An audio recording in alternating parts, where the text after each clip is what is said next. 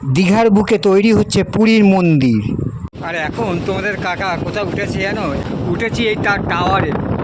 প্রচণ্ড পরিমাণে হাওয়া বইছে।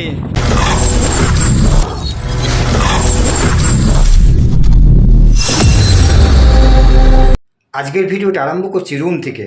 রুম আজকে আমাদের ছেড়ে দেওয়ার দিন, আর বাড়ির দিকে চলে যাব। যাকে প্রথমেই বলি, তোমরা ভালো থেকো এবং সবাইকে ভালো রেখো।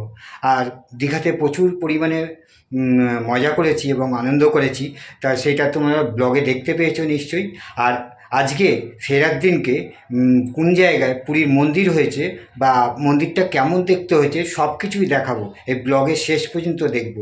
যেহেতু বাড়িতে চলে যাবো, সেই কারণে সি বিচটাকে একবার দেখে যাই। আবার কবে আসবো জানি না। আমি একা দেখবো কেন, তোমাদেরকেও দেখাই।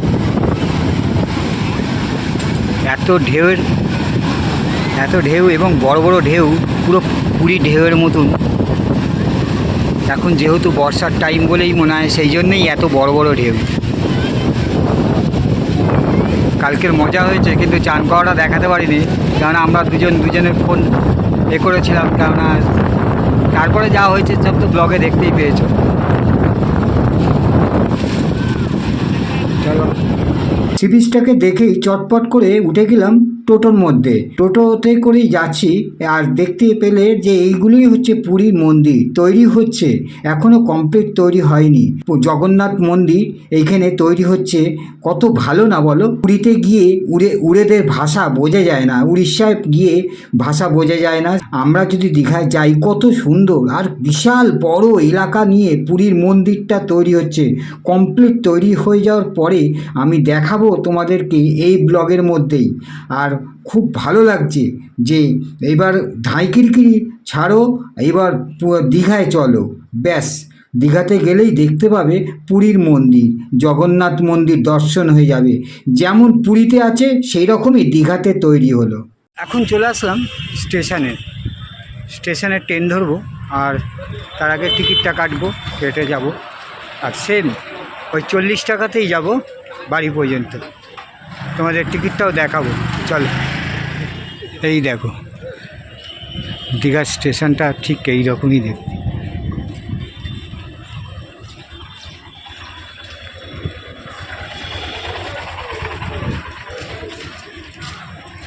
চলে এসেছি আবার সি বিচের ধারে, প্রত্যুতার আগে। কেননা স্টেশনে ট্রেন এখনও 2 ঘন্টা পরে ট্রেন আছে। সেই কারণে কি করব, সেই জন্য নিউ দীঘায় চলে আসলাম। আর নিউ দীঘাতে চান করার জায়গা, আর ওল্ড দীঘাতে ভাটা পড়লে তারপরে তাও বোল্ডারের জন্যে বা সিমেন্টের চাতালের জন্য, সেই জন্য হয় না। আর নিউ দীঘাতে দেখবে কি করছে সব, এই দেখে। এখন জোয়ারের টাইম বলে সেই জন্যে সতর্কবার্তা জানাচ্ছে এবং বাঁশি দিয়ে সবাইকে কাছে টেনে নিচ্ছে।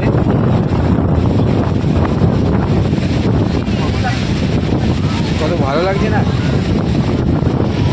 আর ওই যে দূরে দেখো, সব দল বেঁধে চান করছে।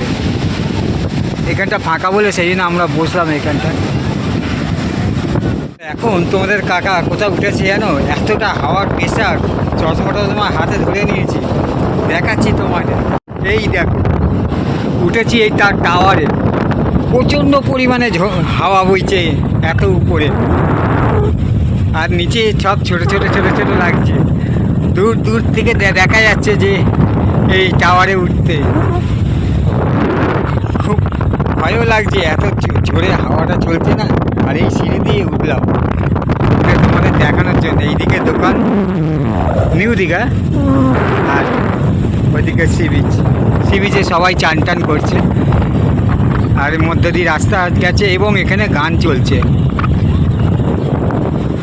আবার আমরা স্টেশনে চলে এসেছি, আর এখন ট্রেনের টাইম হয়ে গেছে। 5 মিনিট বাকি আছে টিকিটটা কেটে নিয়ে, আর ওই ট্রেন দাঁড়িয়ে আছে। আর এই যে টিকিটটা যে কেটেছি না, এই দেখো 40 টাকা, 40 80 দুজনের যেহেতু, সেই কারণে 80 টাকার টিকিট। এখন আমরা ট্রেনে উঠেও গেছি, আর ট্রেন ছেড়েও দিয়েছে।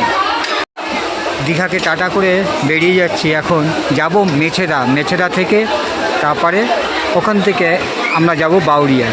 এই দেখো, দীঘাকে টাটা করে আমরা বেরিয়ে যাচ্ছি। 2 দিন ছিলাম, খুবই ভালো লাগলো। এবং তোমাদের সঙ্গে সবই শেয়ার করলাম। খুব মজায় দিন কাটলো। আর এই সময় নদীর খুব উচ্ছ্বাস বেশি, দেখেছি ঢেউগুলো প্রচণ্ড পরিমাণে পুরীর ঢেউয়ের মতন। চলো আরও কী কী দেখি সব তোমাদের সঙ্গে শেয়ার করব।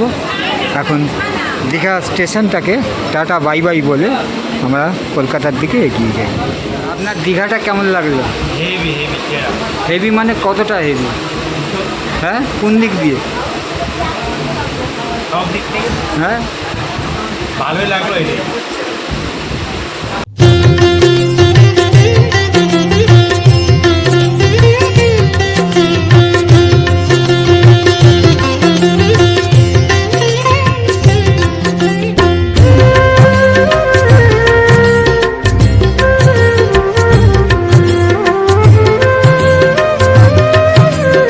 মেছেদা চলে এসেছিলাম, আর মেছেদা থেকেও ছেড়ে দিয়েছে ট্রেন, বাউরিয়ার দিকে যাচ্ছি। এই দেখো মেছেদা স্টেশন ছেড়ে দিয়ে এখন যাচ্ছে বাউরিয়া। একটা ট্রেনের মধ্যেই হয়ে গেছে, এইটা সাঁতরাগাছি পর্যন্ত যাবে যেহেতু, সেই জন্যে বাউরিয়া স্টেশনে থামবে। আর ট্রেন থেকে নামতে হলো না, কেননা মেছেদা এসে ট্রেন থেকে নামতে হতো, কিন্তু সেটা নামতে হলো না, একেবারে ডাইরেক্ট যাবে সাঁতরাগাছি। চলো বাউরিয়া স্টেশনে গিয়ে দেখা হবে।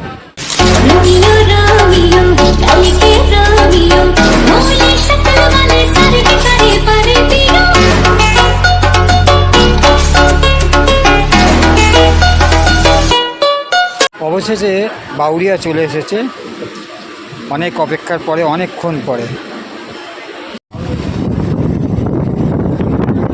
এখন চলে এসেছে বাউরিয়া স্টেশন, নতুন করে সেজে উঠেছে বাউরিয়া স্টেশন, কেননা এখান থেকে অনেক ট্রেন চালু হয়েছে নতুন নতুন, সেই কারণে। চলো বাউরিয়া স্টেশনে নেবে, তারপরে কথা হচ্ছে। স্টেশন থেকে নেবেই আর কিছু দেখাতে পারিনি, সঙ্গে সঙ্গে অটো পেয়ে গেছিলাম। আর এখানে এসে দেখতে পেলাম যেহেতু জোয়ারের টাইম, কলকাতার দিকে যাচ্ছে খিদিরপুর ডকের ওখানে যাচ্ছে যত সম্ভব, হলদিয়ার থেকে জাহাজ। দেখতে পাচ্ছ এখান থেকে এবার জোয়ারের টাইমে ক্রমবশ একটার পর একটা জাহাজ যাবে। এখানে আছে বাংলাদেশের লোক, ওই যে জাহাজটা দেখতে পাচ্ছ ওটাও বাংলাদেশ, ওটাও ঢাকায় যাবে। আর তো ওই ঢাকা থেকেই পাসপোর্ট তৈরি করিয়েছে। আর এইদিকে নদীর দৃশ্য, এবং তোমাদের আর একটা জিনিস দেখাচ্ছি, যেহেতু বজবজ ট্যাঙ্ক রোড এবং বজবজ এলাকা, এইগুলো হচ্ছে সব পেট্রোল ডিজেল এইসব ট্যাঙ্কি। তার মানে বুঝতে পারছো, উগ্রপন্থী কোনো রকম অ্যাটাক করলেই এইখানেই টার্গেট নিলে পুরো, বিশেষ করে কলকাতার কিছু অংশ এবং হাওড়ার কিছু অংশ সব শেষ হয়ে যাবে, তার সঙ্গে কাকারাও যাবে। এগুলো সব তেলের ট্যাঙ্ক, সব ভর্তি ট্যাঙ্ক, একদম ওই মাথা থেকে দেখতে পাচ্ছ একদম পুরো একটার পর একটা সব তেলের ট্যাঙ্ক। চলো সব দেখিয়েই আজকে ব্লগটা এখানেই শেষ করলাম। তোমরা ভালো থেকো এবং সবাইকে ভালো রেখো। আবার দেখা হবে আরেকটা কোনো ভিডিওতে বা ব্লগে।